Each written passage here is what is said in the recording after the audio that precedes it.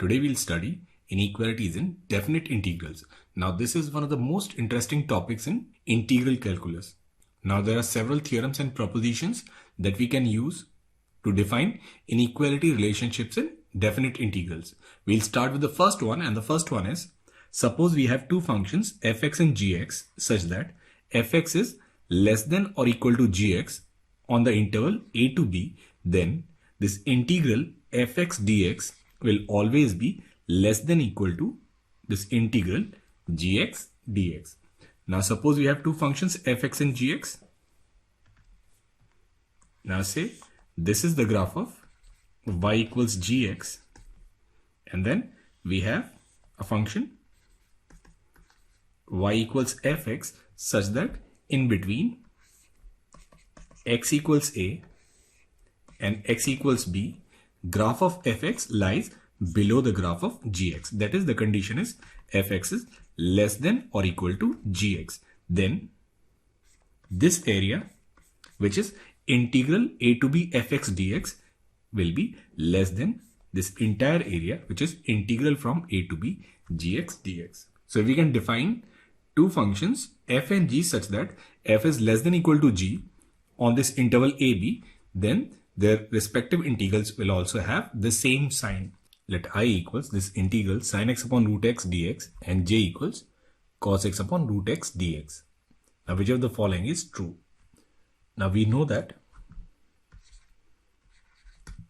sin x is always less than or equal to x. Now we'll divide it with under root x. We can write sin x upon under root x, and it will be less than x upon root x whenever x lies between 0 and 1.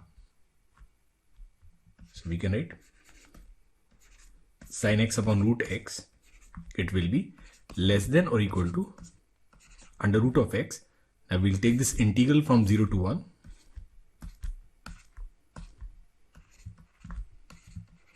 We can simply write this I, it will be less than or equal to x to the power 3 by 2 upon 3 by 2 from 0 to 1. So this I, it will be less than or equal to 2 by 3. Now since sin x upon root x, it is not a constant function, we can simply write this I, it will be strictly less than 2 by 3. And in the same way, for this second integral, we can write cos x, it is always less than or equal to 1. Then cos x upon root x will be less than or equal to 1 upon root x. Now again we'll integrate from 0 to 1. We can write j is less than or equal to, now this is x to the power minus 1 by 2. So it will be x to the power 1 by 2 upon 1 by 2 from 0 to 1. And again, since it is not a constant function, we'll get this strict inequality, j is less than 2. So the result that we have here is I is less than 2 by 3 and j is less than 2, and that's your option C. If I1 is integral from 0 to 1 2 to the power x square dx, I2 is 2 to the power x cube dx from 0 to 1, I3 is 1 to 2 2 to the power x square dx, and I4 is 2 to the power x cube dx from 1 to 2, then we need to find the relationship between I1, I2, I3 and I4.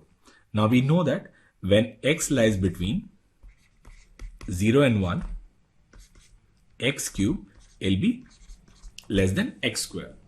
Then in that case, 2 to the power x cube will be less than 2 to the power x square. Now if fx is less than gx, then integral of fx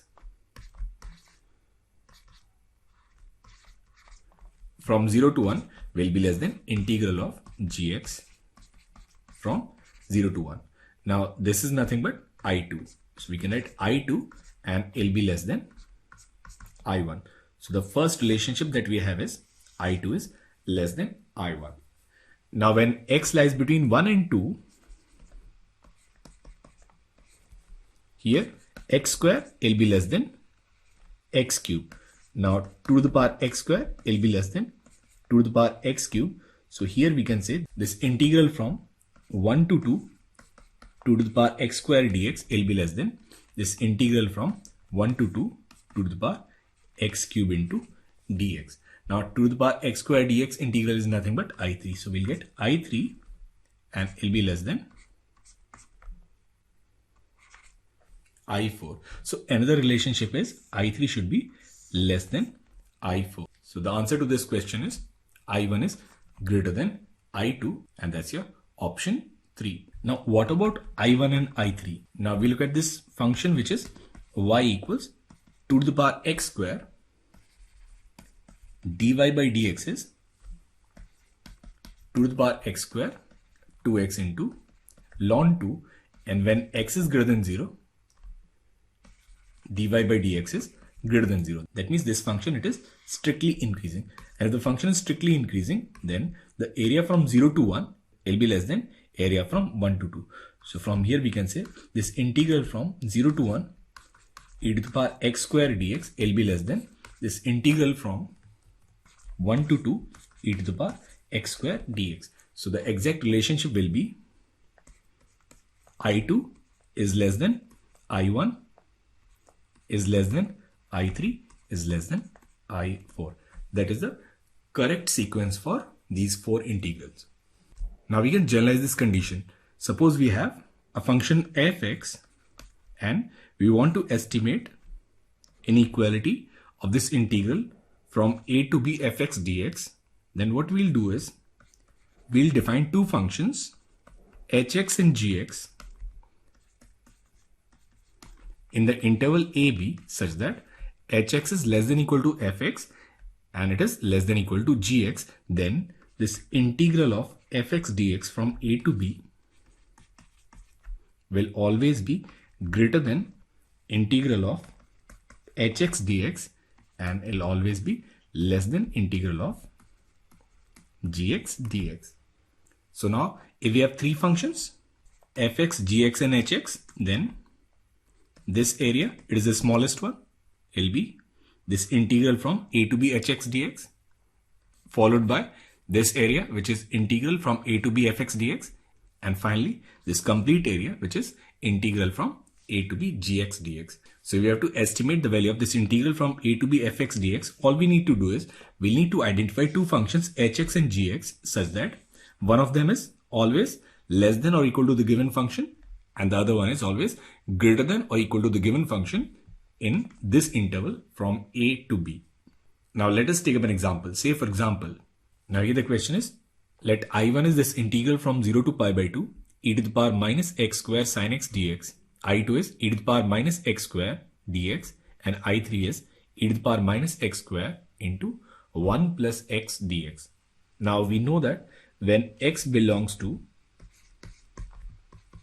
0 to pi by 2, sin x, it will always be less than or equal to 1, which is always less than or equal to 1 plus x. Now we'll multiply it with e to the power minus x square. We can write e to the power minus x square sin x will always be less than e to the power minus x square, and will always be less than e to the power minus x square into 1 plus x. Now we'll take integral on all the three functions. So here it will be this integral from 0 to pi by 2 e to the power minus x square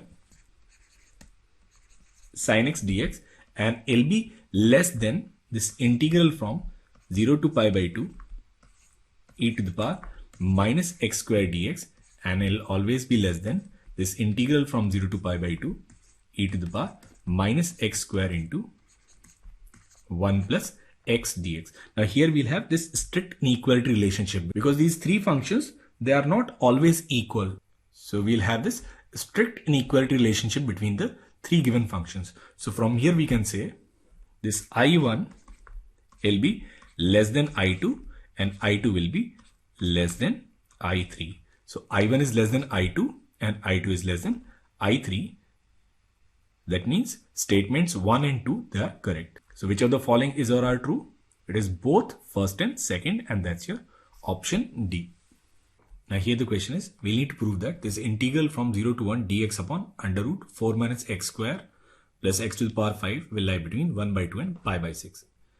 Now when x lies between 0 and 1, then 4 minus x square plus x to the power 5, it will always be greater than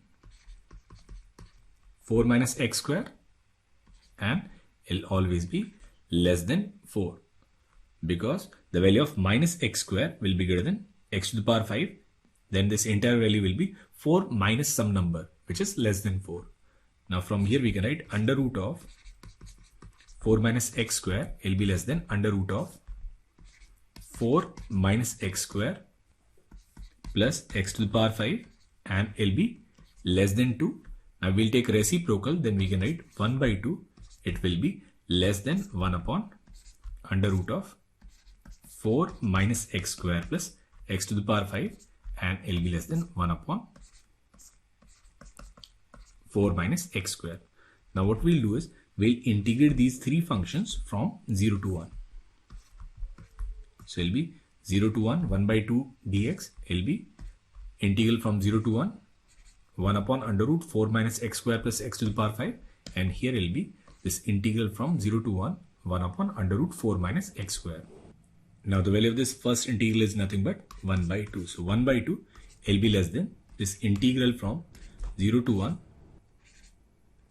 dx upon under root of 4 minus x square plus x to the power 5, and will be less than sine inverse x by 2 from 0 to 1.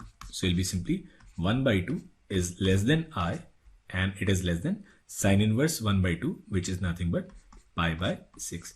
So value of this integral will lie between 1 by 2 and pi by 6. Now from this proposition, when fx is less than or equal to gx, integral of fx is always less than or equal to integral of gx. We can establish this relationship that integral of fx dx is always less than or equal to integral of mod fx dx. Now we know that for any given function fx, fx will always be less than or equal to mod of fx. Now in this case, function gx is mod fx. Now we'll take this integral sign, then integral from a to b fx dx will always be less than integral of a to b mod of fx dx. Now another result that we can have from here is this mod of integral fx dx will always be less than or equal to integral of mod fx dx. Now we know that definite integral of any function fx, it will take a positive value and a negative value. It will take a positive value when it lies above x-axis, and it will take a negative value when it lies below x-axis. So if you have to calculate this integral from a to b fx dx, then it will have some value which is say L1 minus L2 plus L3. Now we take the function mod of fx, and in this case what we'll do is we invert the graph below x-axis to the graph above x-axis. Now in this case, this integral from a to b fx dx will be L1 plus L2 plus L3. So we can always write mod of integral fx dx is always less than integral of mod fx dx. Let us take up an example. Now here the question is the absolute value of this integral from 10 to 19 sin x upon 1 plus x to the power 8 dx is less than which of the following option. So we have to find the inequality relationship of this integral, which is integral from 10 to 19 sin x dx upon 1 plus x to the power 8. Now we know that mod of integral fx will always be less than or equal to integral of mod fx. So it will be mod of sin x upon mod of 1 plus x to the power 8. And since 1 plus x to the power 8 is positive, it will be simply 1 plus x to the power 8 dx. Now we also know that the maximum value of mod sin x is 1. So this function will always be less than this integral from 10 to 19 dx upon 1 plus x to the power 8. Now we need the answer in terms of 10 to the power minus some number. Now we look at this function, which is 1 upon 1 plus x to the power 8 in the interval 10 to 19, then f dash x is minus 1 upon 1 plus x to the power 8 whole square into 8x to the power 7, which is less than 0, which means this function fx is strictly decreasing function.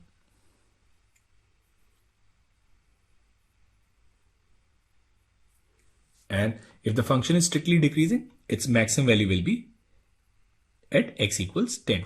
So we can write 1 upon 1 plus x to the power 8. It will always be less than or equal to 1 upon 1 plus 10 to the power 8.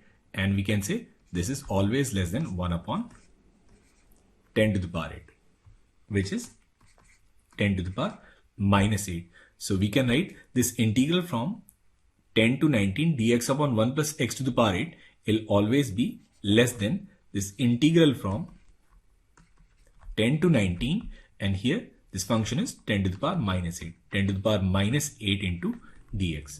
Now this value will be 10 to the power minus 8 into x, and it will be 19 minus 10. So this value is 9 into 10 to the power minus 8. So the absolute value of this integral will always be less than 10 to the power minus 7, and that's your option C. Now another result which flows directly from this proposition is, if capital M and small m be the maximum and minimum value of this function on this interval AB, then this integral fx dx will always lie between m b minus a and capital M b minus a. So suppose we have any function fx defined in the interval a to b, and suppose this is the graph of the function in the interval x equal to a and x equal to b.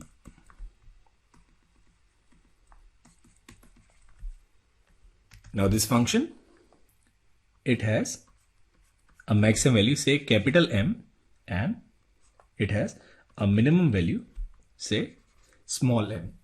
Now if we look at area of this function, it is given by this integral from a to b fx dx. Now this area, it will be greater than area of this rectangle.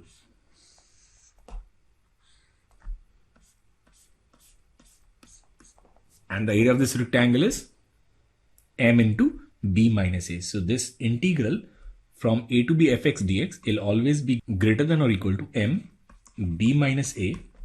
And if we draw a rectangle at this highest value m, then we have this entire area which is greater than area bounded by this curve and x-axis. So in that case, it will always be less than or equal to capital M b minus a. So if we have global maxima and global minima of any function in the interval a and b, then the value of this integral fx dx can be approximated between m b minus a to capital M b minus a, where small m is global minimum value and capital M is global maximum value in the interval a comma b. Now say for example, now the next question is, we need to find approximate value of this integral, which is 2 e to the power minus 1 by 4, and L be less than this integral from 0 to 2 e to the power x square minus x dx, and it is less than 2 e square. Now for this question, what we'll do is, we'll assume a function fx which is e to the power x square minus x in the interval 0 to 2. We'll find absolute maximum and absolute minimum value of this function in this interval. So we'll find f dash x, it will be e to the power x square minus x into 2x minus 1. We'll put it equals to 0. We'll get a critical point at 1 by 2. Now we'll find the value of this function at 0. Value of this function at 0 will be e to the power 0, which is 1. We'll find value of this function at 2. If we'll put x as 2, we'll get this as 4 minus 2. It will be e square. And the value of this function At 1 by 2, it will be e to the power 1 by 4 minus 1 by 2. So it will be e to the power minus 1 by 4. So in this interval, the absolute minimum value of this function will be e to the power minus 1 by 4 and the absolute maximum value will be e square. Now we know that this integral of fx dx, which is integral from 0 to 2 e to the power x square minus x dx, it will be greater than small m, which is e to the power minus 1 by 4 into b minus a, and b minus a in this case is 2 minus 0, and it will be less than capital M, which is e square into b minus a. So from here we can write 2 into e to the power minus 1 by 4. It will be less than this integral and it will be less than 2 e square, and this is what we need to prove. Another very important inequality relationship in definite integrals is Cauchy-Schwarz inequality. And the Cauchy-Schwarz inequality says if f and g are both integrable functions, then this integral from a to b fx into gx dx whole square will always be less than or equal to this integral from a to b fx square dx into this integral from a to b gx square dx. So there will be some questions where we'll be using this Cauchy-Schwarz inequality. Now let us take up an example. We'll need to prove that this integral from 0 to 1 under root of 1 plus x into 1 plus x cubed dx, it is less than or equal to under root 15 by 8. Now for this question we'll use Cauchy-Schwarz inequality, and the inequality is this integral from a to b f into g dx whole square, it is less than or equal to integral from a to b f square dx into integral from a to b g square dx. So we'll take under root of 1 plus x as fx, and we'll take under root of 1 plus x cube as gx. Then using Cauchy-Schwarz inequality, we can write this integral from 0 to 1 under root of 1 plus x into 1 plus x cube dx whole square, it will be less than or equal to this integral from 0 to 1 under root of 1 plus x square dx into integral from 0 to 1 under root of 1 plus x cube whole square into dx.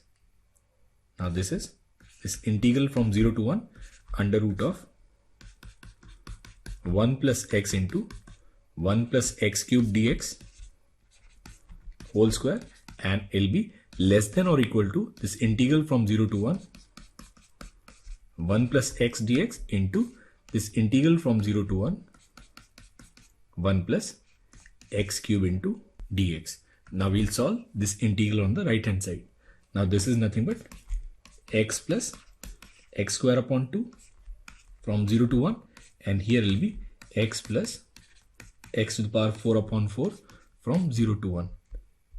So we can write this as 1 plus 1 by 2, and here will be 1 plus 1 by 4, which is 3 by 2 into 5 by 4, which is 15 by 8. So from here we can say this integral from 0 to 1 under root of 1 plus x into 1 plus x cube dx, it will be less than or equal to, we'll take a square root, so we can write under root of 15 by 8, and that is the result we need to prove. Another important inequality relationship that we generally use in definite integrals is Chebyshev's inequality. Chebyshev's inequality is if we have two functions f and g which are monotonic functions of same monotonicity, that is both the functions are either increasing or both of them they are decreasing, then the result is 1 upon b minus a integral a to b fx gx dx, it will always be greater than or equal to 1 upon b minus a to b fx dx into 1 upon b minus a integral from a to b gx dx. Say for example, now here the question is, let f from a to b to r be a positive and continuous function, then prove that this integral from a to b fx dx into this integral from a to b 1 upon fx dx will always be greater than or equal to b minus a whole square. Now we'll solve this question using Chebyshev's inequality. Now for this question we'll consider two functions, two positive and continuous functions, fx and 1 upon fx. Now both these functions, they'll always have opposite monotonicity. When fx is increasing, 1 upon fx will be decreasing, and whenever fx is decreasing, 1 upon fx will be increasing. We can divide these integrals into sub-integrals, which are integrals of two monotonic functions of opposite monotonicity. Now if f and g, they are of opposite monotonicity, then the Chebyshev's inequality will work in the reverse way. So if we use this Chebyshev's inequality, we can write 1 upon b minus a, this integral from a to b fx into 1 upon fx dx. It will be less than or equal to, because the inequality here reverses, 1 upon b minus a, this integral from a to b fx dx into 1 upon b minus a, this integral from a to b 1 upon fx dx. Now here fx and fx will cancel, so we'll get 1 upon b minus a into b minus a.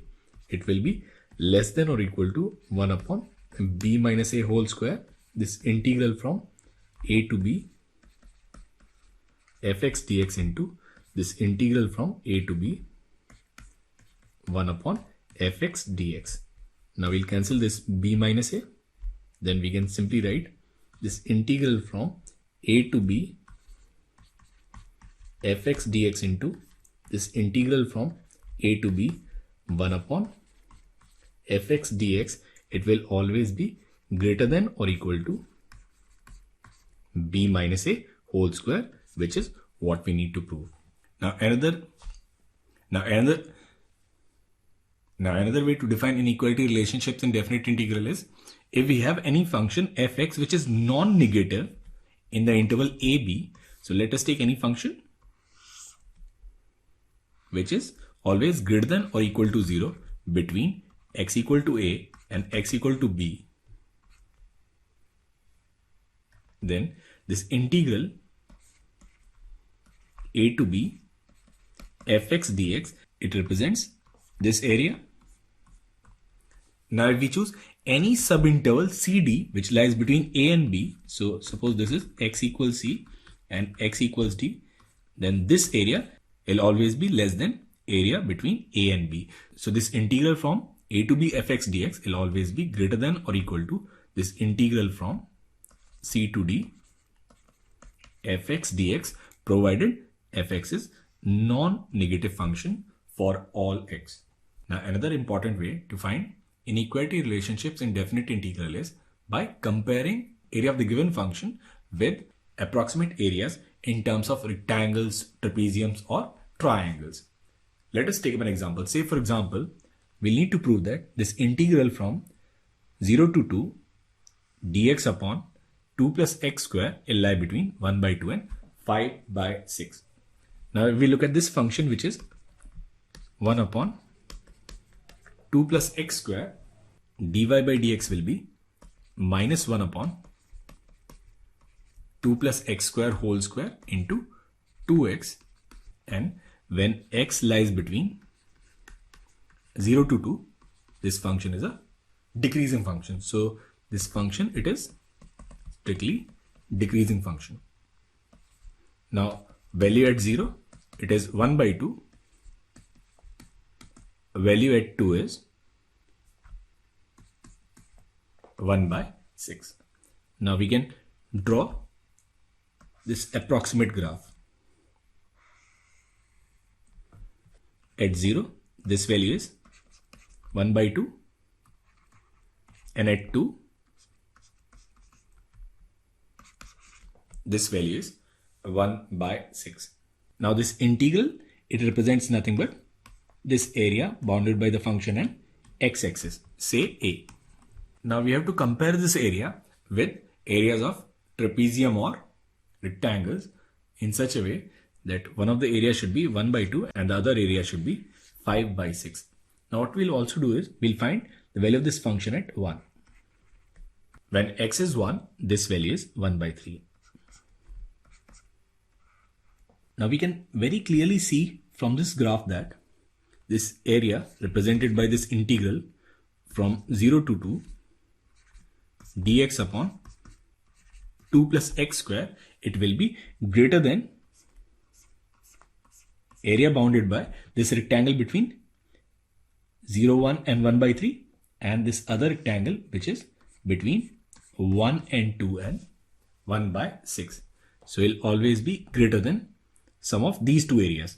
Area of this rectangle will be 1 by 3 and this area of other rectangle will be 1 by 6. So considering values at 1 and 2, we have these two rectangles, sum of whose areas is less than area of this given integral. Now we can consider two rectangles considering values at 0 and 1. If we consider value at 0, which is 1 by 2, then we can draw this rectangle, and in between 1 and 2, we can draw this other rectangle. If we consider this area and this other area, now the sum of areas of two rectangles will be greater than the area bounded by this given function. So this integral now, it will be less than sum of these two areas. Now this area will be nothing but 1 by 2 plus 1 by 3. Now this is 1 by 2. So 1 by 2 will be less than 0 to 2 dx upon 2 plus x square, and it will be less than 5 by 6. So another way to find inequality relationship in integral is to find areas corresponding to rectangles considering values from the start of the interval or considering values from the end of the interval. In which case, we'll end up getting the two bounds of given integral. Now here the question is, let AN be the area bounded by the curve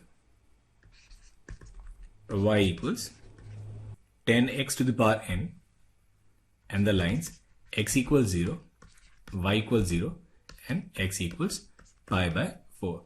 Now we know that in first quadrant 10x is positive. So area of this region, it is simply given by AN, and it will be equal to this integral from 0 to pi by 4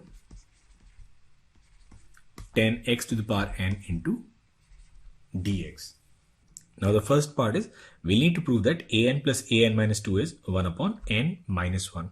Now we let an plus an minus 2 will be this integral from 0 to pi by 4 10x to the power n dx plus this integral from 0 to pi by 4 10x to the power n minus 2 dx. Now we can write this as 0 to pi by 4. Now here we'll take them together and we'll take 10 x to the power n minus 2 common. Then we'll get 1 plus 10 square x into dx, which is nothing but secant square x. Now what we'll do is we'll let 10x as t, then we can write an plus an minus 2 as t to the power n minus 2 into dt, where the limits, they'll now change from 0 to 1. Now if we'll integrate this function, we'll get t to the power n minus 1 upon n minus 1 from 0 to 1, and which is nothing but 1 upon n minus 1. So the value of an plus an minus 2 will be 1 upon n minus 1. Now we need to deduce that the value of this integral, which is from 0 to pi by 4 10x to the power n dx, will lie between 1 upon 2n plus 2 and 1 upon 2n minus 2. Now we know that when x lies between 0 to pi by 4,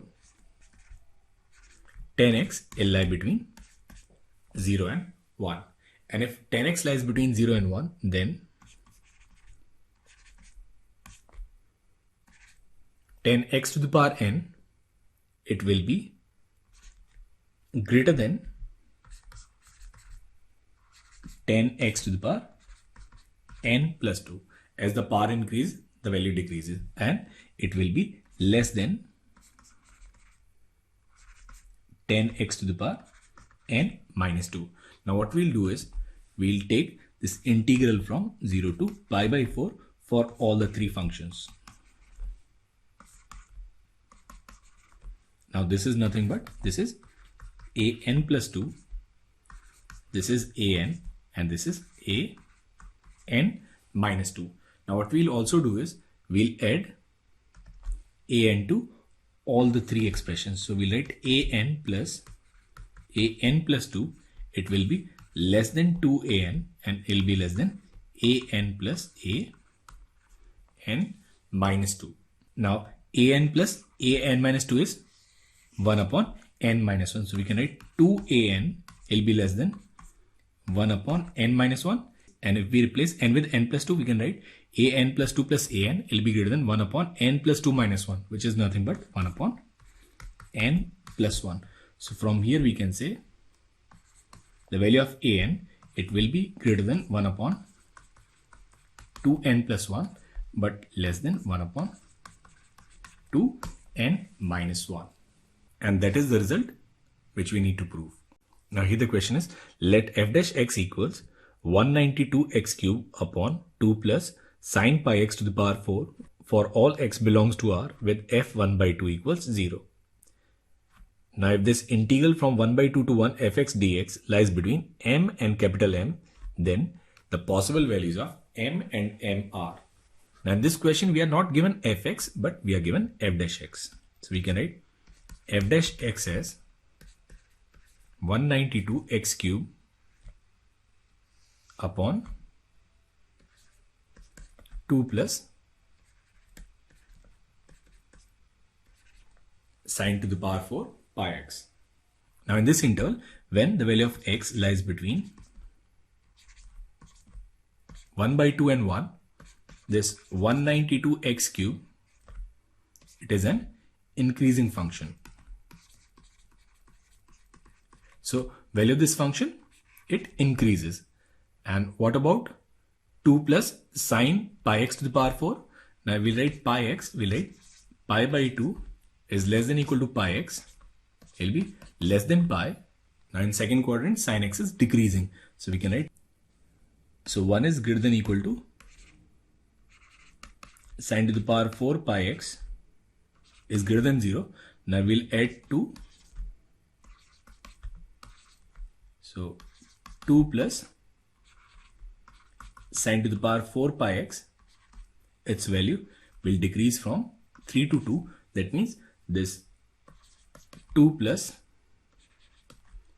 sine to the power 4 pi x, it is a decreasing function.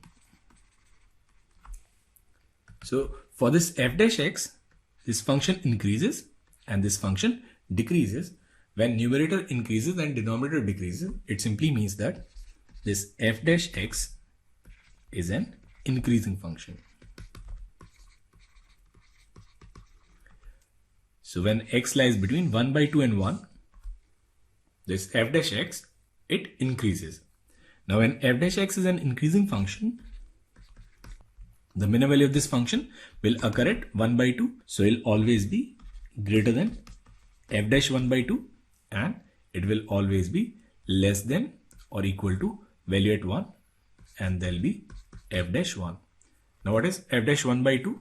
F dash 1 by 2 will be 192 into 1 by 8 upon 2 plus, now sine pi by 2, sine pi by 2 is 1, it will be less than or equal to f dash x, and it will be less than or equal to f dash 1, and f dash 1 in this case will be 192 by 2. So here it will be 24, 8, and here will be 96. So we can write the value of f dash x will lie between 8 and 96. Now we'll integrate the three functions from 1 by 2 to x.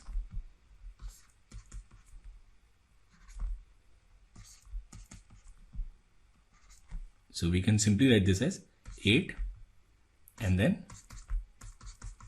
x minus 1 by 2 will be less than fx from 1 by 2 to x, and here will be 96 into x minus 1 by 2. So it will be 8x minus 4 less than equal to fx minus f1 by 2, and it will be less than equal to 96x minus 48. Now it is given that value of f1 by 2 is 0. So from here we can simply say that this function fx, it will lie between 8x minus 4 and 96x minus 48. Now we need to find minimum and maximum value of this integral from 1 by 2 to 1 fx dx.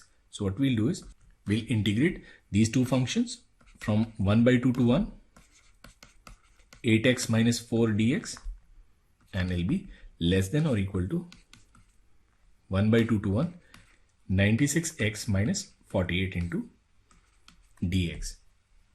So we'll write this as 4x square minus 4x will be less than I, will be less than 48 x square minus 1, and this limit from 1 by 2 to 1 and 1 by 2 to 1. Now this value will be 4 into 1 by 4 will be less than or equal to I, and will be less than or equal to 48 into 1 by 4. So value of this integral, it will lie between 1 and 12.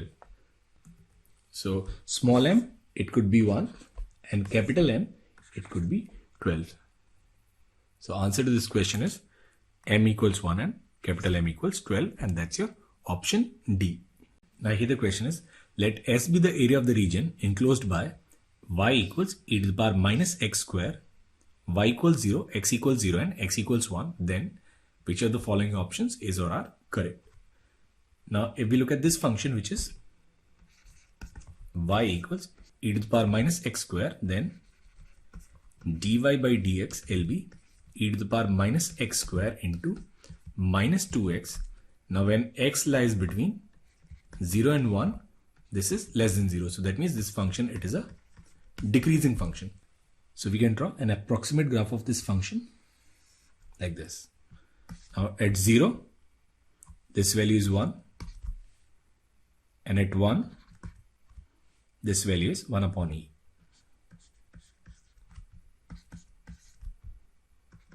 So we are talking about area of this region S. So this area, it is S. Now we need to compare this area with the given values. Now the first one is 1 upon e. Now if we consider area of this rectangle, area of this rectangle is less than area enclosed by this curve. So this S will be greater than area of this rectangle, and area of this rectangle is simply 1 by e into 1. So from here we can say S is always greater than 1 by e. That means option A is correct. Now for second option, what we can do is we can compare this function e to the power minus x square and e to the power minus x. Now when x lies between 0 and 1, x square is less than x, minus x square will be greater than minus x, that is e to the power minus x square will be greater than e to the power minus x. Now we'll integrate from 0 to 1. Then this is s and this s will be greater than e to the power minus x upon minus 1 from 0 to 1. So we can write this s will be greater than 1 minus 1 upon e. So this s, it is greater than or equal to 1 minus 1 upon e. That means option B is also correct. Now in options C and D, what we see is 1 upon under root e, and 1 upon under root e is nothing but e to the power minus 1 by 2, and for e to the power minus 1 by 2, we have to consider x as 1 by root 2. So if we consider the value at 1 by root 2, this value, it will be simply 1 upon under root e. Now what we'll do is, we'll consider the approximate area of this function using two rectangles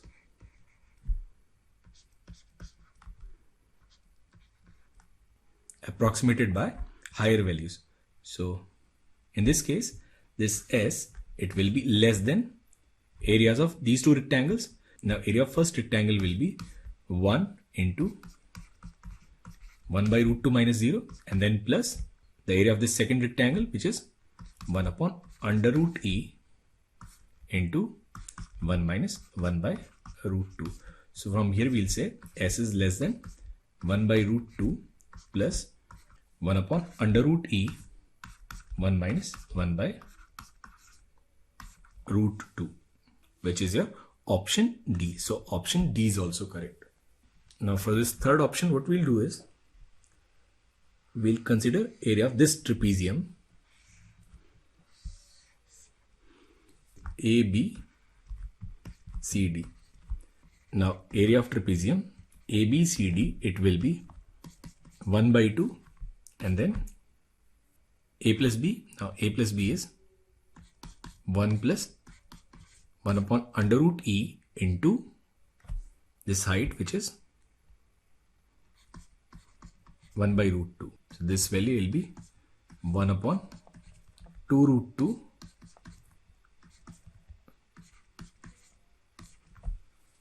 1 plus 1 upon under root e.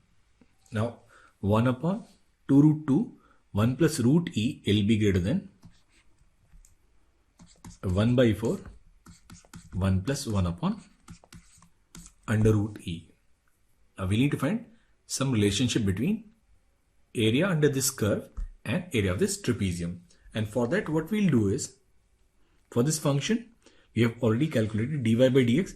We'll find its second derivative. So we'll find d2y upon dx square. Now d2y upon dx square will be e to the power minus x square into minus 2 and then plus e to the power minus x square into 4x square. So we'll get this is e to the power minus x square into 2 and then 2x square minus 1. Now when x lies between 0 and 1 by root 2, this value is negative. So that means between 0 and 1 by root 2, this function is concave down. So actually this graph, it should be concave down like this. Now in this case, if we consider this area, it will be greater than area of this trapezium. So if we consider entire area bounded by this function, then clearly this s will be greater than 1 by 4 1 plus 1 upon under root e. That means option C, it cannot be correct. So the correct options are A, B and D.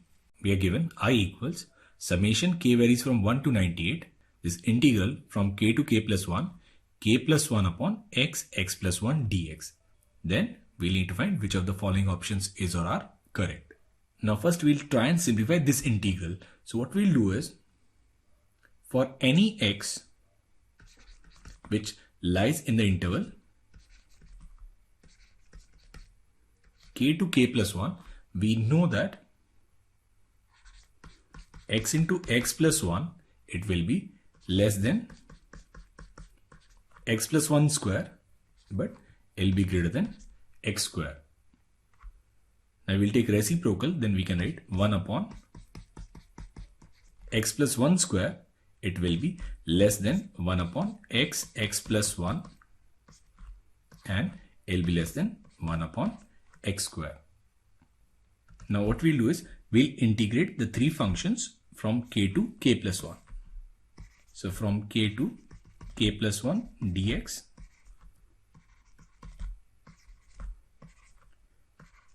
we'll integrate all the three functions. So here it will be minus 1 upon x plus 1 from k to k plus 1.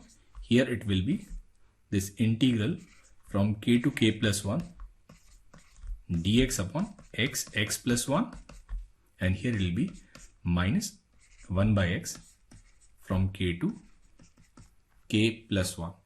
Now we'll put the limits in this function. It will be 1 upon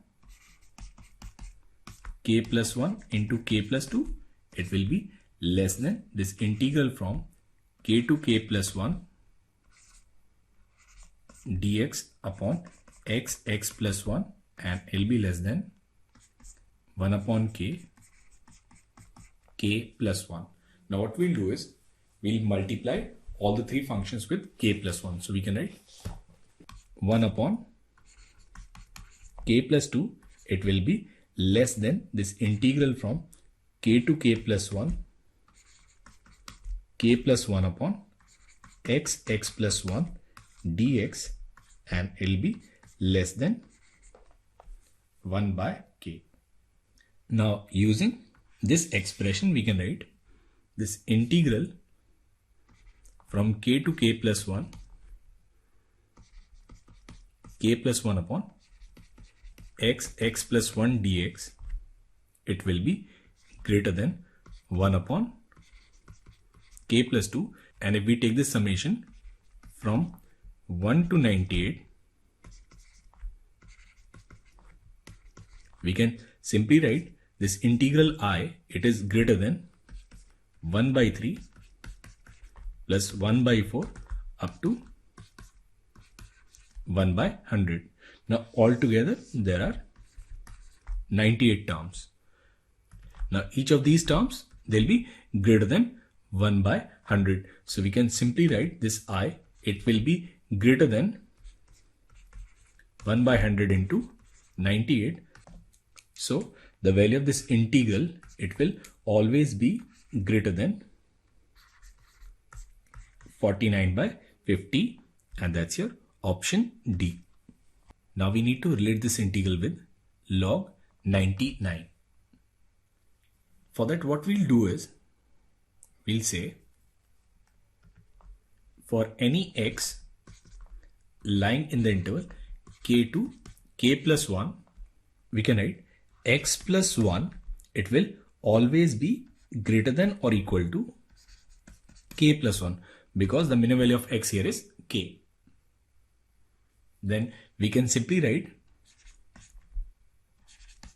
x into x plus 1 will always be greater than or equal to k plus 1 into x. Now we rearrange, we can write k plus 1 upon x plus 1.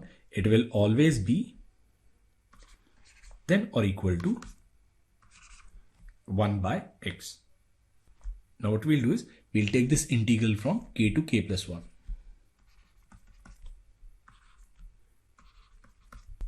We can simply write this integral from k to k plus 1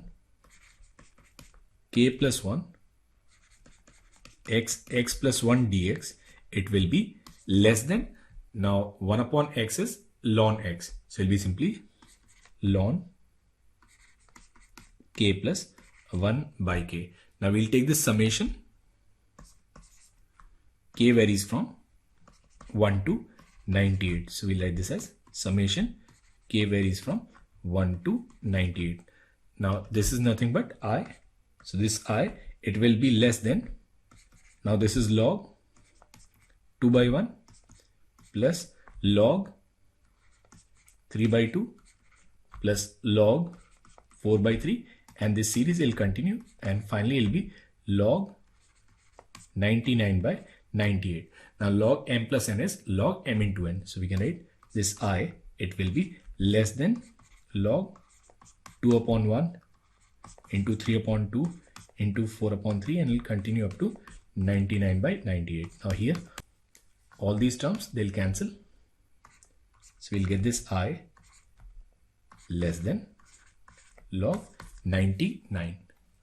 So value of this integral will be less than log 99. So answer to this question is options B and D. Now here the question is, show that from 0 to pi, mod of sine nx by x dx is always greater than or equal to 2 upon pi 1 plus 1 by 2 plus 1 by 3 up to 1 by n. Now what we'll do is, we'll write this integral I as this integral from 0 to pi mod of sine nx upon x dx. Now we can write this integral as this summation k varies from 0 to n minus 1 integral from k pi by n to k plus 1 pi by n mod sine nx upon mod x, and since x is greater than 0, it will be simply x dx. Now what we'll do is, we'll let x as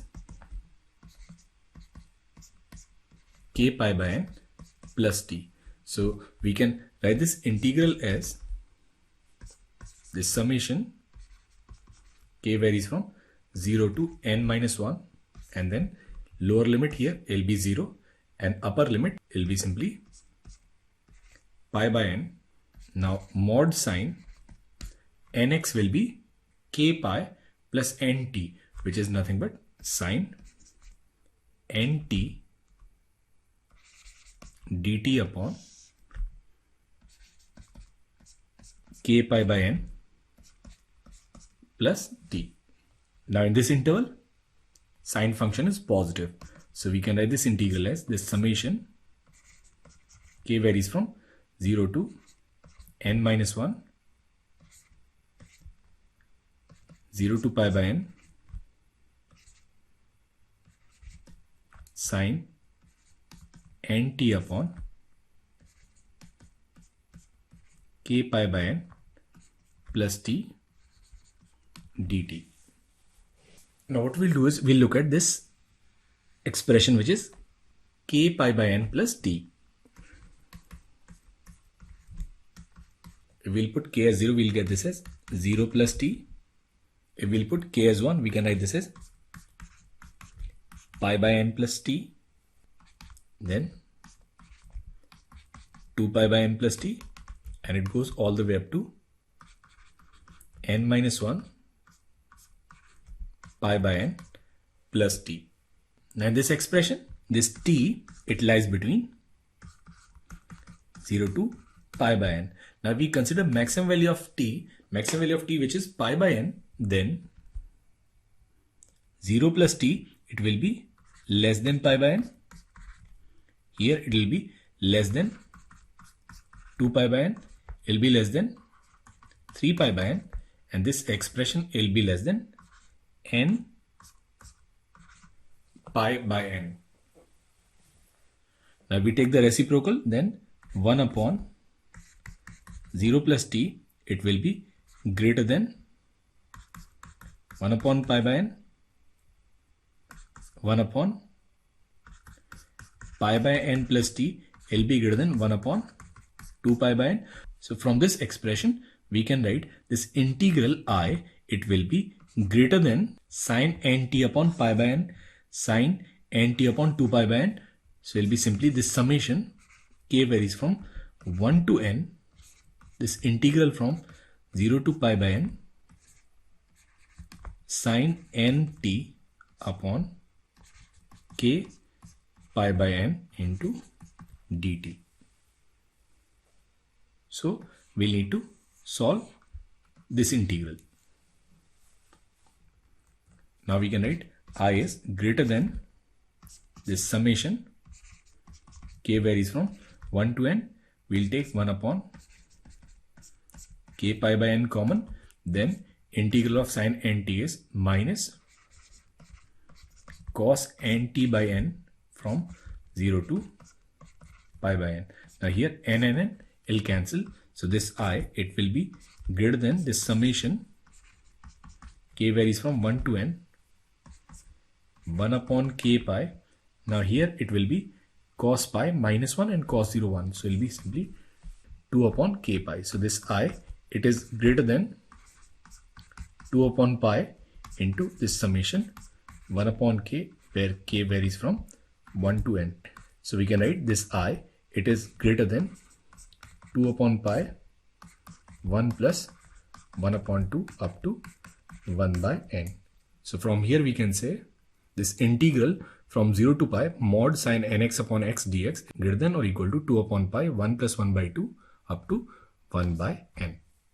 Now here the question is, we are given two summations Sn, which is summation k varies from 1 to n, n upon n square plus kn plus k square, and then Tn, which is summation k varies from 0 to n minus 1, n upon n square plus kn plus k square for n equals 1, 2, 3 up to infinite. Then we'll need to find which of the following options is or are correct. Now, if we look at both the summations, the term in both the summations is same. It is n upon n square plus kn plus k square. But here, in this case, this summation, it goes from 1 to n. And for the second one, this summation, it goes from 0 to n minus 1. Now we find limiting value of both the summations, then limit n tends to infinite Sn will be same as this limit n tends to infinite Tn will be simply this limit n tends to infinite this summation k varies from 1 to n or from 0 to n minus 1. Result will be the same, and n upon n square plus kn plus k square. Now what we'll do is we'll divide everything with n square. So we can write this as limit n tends to infinite summation k varies from 1 to n 1 by n 1 plus k by n plus k by n whole square. Now this is nothing but limit of sum. So it satisfies all the three conditions. N tends to infinite. We have this 1 by n, and then we have written every k in the form of k by n. So we can write this as this integral from 0 to 1 dx upon 1 plus x square. Now we'll complete this perfect square. We can write this as dx upon, now this is 1 plus x square. Now this is plus 1 by 4 and then minus 1 by 4. So it will be from 0 to 1 dx root 3 by 2 whole square plus x plus 1 by 2 whole square. So we'll write this as 1 by a, which is 1 upon root 3 by 2 tan inverse 2x plus 1 upon root 3 from 0 to 1. Now we'll get this as 2 by root 3, and here it will be tan inverse root 3 minus tan inverse 1 by root 3. So this value will be 2 by root 3. Now tan inverse root 3 is pi by 3 minus pi by 6. So it will be simply pi by 6. So value of this integral will be pi upon 3 root 3. So both these series Sn and Tn, they converge to pi upon 3 root 3. Now here the question is not about convergence. The question is about, we need to find whether Sn and Tn, they are greater than or less than this value pi upon 3 root 3. Now how do we do that? Now for that what we'll do is we'll consider this function fx equals 1 upon 1 plus x square when x is greater than 0. Now we'll find f dash x will be minus 1 upon 1 plus x square 1 plus 2x.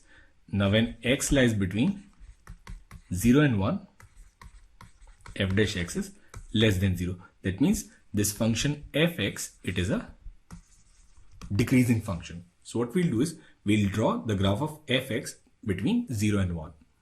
An approximate graph of fx between 0 and 1, it will be 1 when x is 0 and it will be 1 by 3 when x is 1. We'll draw this approximate graph of fx. So that's your function. Fx equals 1 plus x square. Now if we look at this integral from 0 to 1, 1 upon 1 plus x square dx, we know that this value is pi upon 3 root 3, and this integral, it actually represents the area bounded by this function between 0 and 1. So we are talking about this entire area. So the area bounded by this function between 0 and 1, it is pi upon 3 root 3. Now another way to calculate this area is to consider small rectangles. So if we consider small rectangles,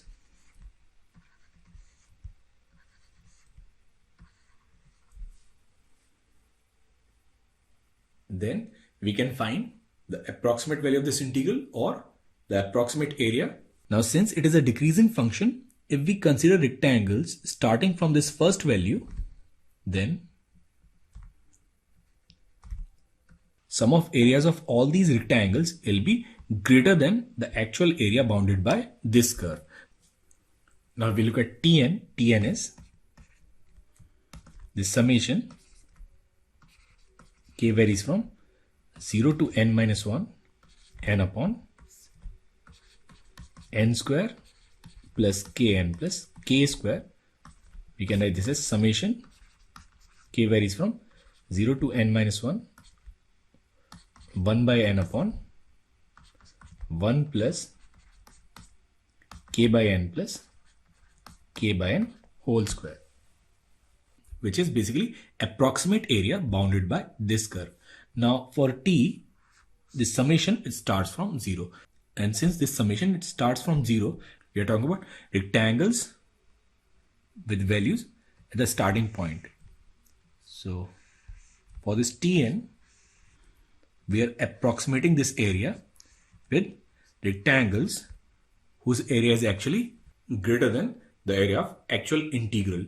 So in this case, the sum of areas of all these rectangles, which is Tn, it is actually higher than the actual area of this function, which is a. So from here we'll say this Tn, it will be greater than a, which is pi upon 3 root 3. Now for Sn, Sn is this summation k varies from 1 to n, n upon n square plus kn plus k square. Now here it doesn't start with 0, it starts with 1 and it ends at n. So when it ends at n, that is it ends at 1. So here we are talking about rectangles starting from the last value. And since it is a decreasing function, sum of areas of all these rectangles, it will be less than the actual area. So this Sn will be less than a. So from here we can say Sn is less than pi upon 3 root 3. So depending on whether it is an increasing function or decreasing function, we'll compare the areas of approximate rectangles with actual area of this integral. So for this question, answer is Sn is less than pi upon 3 root 3 while Tn is greater than pi upon 3 root 3, which are options A and D.